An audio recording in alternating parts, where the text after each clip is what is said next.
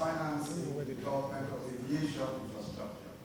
And we think that this is timely and appropriate for two reasons. The first is a general one.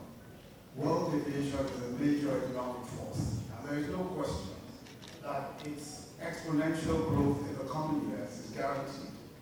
According to the 2017 Aviation Benefits Report, and I quote, current forecasts indicate that the air traffic volumes will double in the next 50 years, characterized by a 4.6% annual growth rate for passenger traffic and a 4.4% for freight traffic.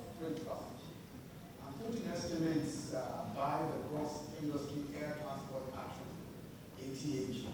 The report notes that the total economic impact, direct, indirect, induced, and tourism connected, of the global aviation industry reached $2.7 trillion and some 3.5% of the world's GDP in 2014. The air transport industry also supported a total of 62.7 million jobs globally. It provided 9.9 million direct jobs. Airlines, air navigation, service providers, and airports directly employ over 3 million people. The civil aerospace sector, the manufacture of aircraft, systems, and engines employ 1.1 million people, and a further 5.5 million people work in other on-airport positions. 52.8 million indirect, induced, or tourism-related jobs were supported by aviation, and these are 2014 figures. Obviously, it's been increasing yearly.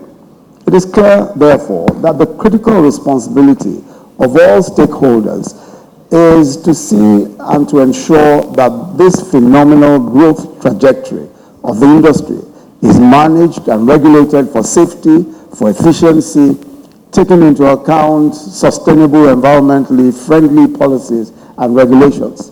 But perhaps more importantly for our own purposes today, we are concerned about ensuring that in this present and perhaps future economic boom, none, especially economically weaker countries, should be left behind.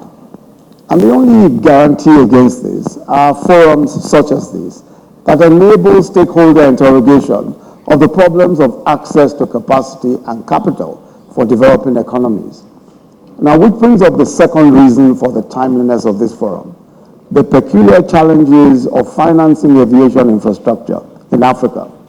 While everyone agrees, for example, that the growth of aviation in Africa will be good for intra-African trade, will be good for African integration, and by such means improve the economies of African countries, there is little commitment to financing aviation infrastructure in Africa beyond the mere words. The evidence is that it is difficult for aviation stakeholders and even states to access financing to build or rehabilitate airports, telecommunications equipment, meteorology infrastructure, and cargo warehouses, etc. Indeed, and here I quote a background paper available at this meeting, that there is also no financing arrangement to implement the Aviation System Block Upgrades, the ASBU, of the Global Air Navigation Plan. It also appears that at least in so far as Africa is concerned, neither in the Program for Infrastructural Development for Africa, PIDA, nor in the new Partnership for African Development, NEPAD, is the development of aviation infrastructure given any priority.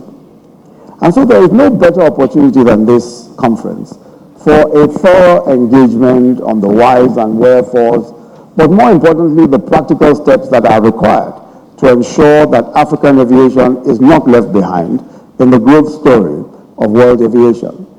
The key to achieving this objective is collaboration. And there are several good stories that we in Nigeria can tell about collaboration.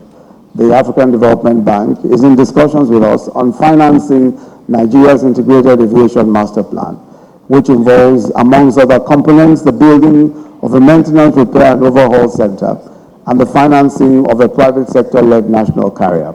We are, as we said, in quite serious discussions on how we can obtain this support. ICAO has also committed to supporting the establishment of an aerospace university in Nigeria. And we've begun the processing of concessioning some of our airports, some of our major airports. The ultimate objective being to bring in the best-in-class investor operators to manage and run these facilities. We believe that local and international private capital is the surest way to fund aviation infrastructure. But we must focus attention on de-risking private sector investments in infrastructure, and importantly, reducing the cost of funds that will go towards aviation infrastructure. I'm sure that somewhere in the course of discussions today, or perhaps tomorrow, some of these issues will be considered. And we hope that they will be given the kind of attention that will obviously be required to reach some concrete results or some concrete suggestions as to how, in particular, to reduce the cost of funds that go into aviation infrastructure, especially for African aviation environments. Let me again commend the leadership of ICAO for bringing the aviation world together here in Abuja to discuss a subject of profound importance to African economies. And in particular, I must also commend the Honorable Minister of State for Nigeria for Aviation, Hadi Sirika, and his team for the hard work that has gone into hosting this event. And so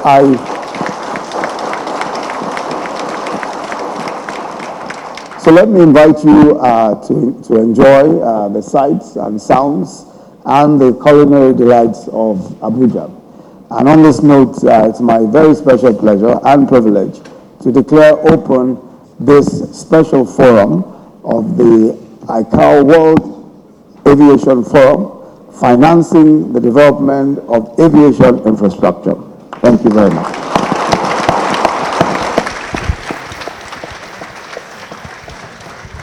Let's celebrate His Excellency, Mr. Vice President. Sorry, please, sorry. Sorry, sir. Excellency.